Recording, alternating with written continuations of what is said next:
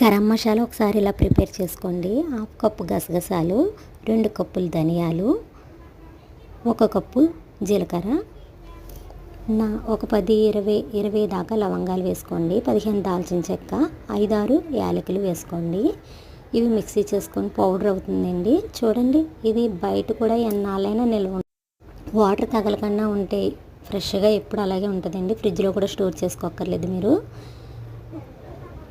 అల్లం, వెల్లుల్లి, పసుపు, కొంచెం పసుపు, ఉప్పు వేసుకొని మిక్సీ చేసుకుంటే 10 డేస్ దాకా నిల్వ ఉంటుందండి. ఫ్రిడ్జ్లో స్టోర్ చేసుకుంటే కనుక ఒకసారి ఇలా ట్రై చేయండి. టేస్ట్ కూడా బాగుంటుంది. చూడండి, గసగసాలు వేసాం కదా, మామూలుగా గసగసాలు వేసిన మనం తడి తగిలితే పాడైపోద్దండి మసాలా అన్నది.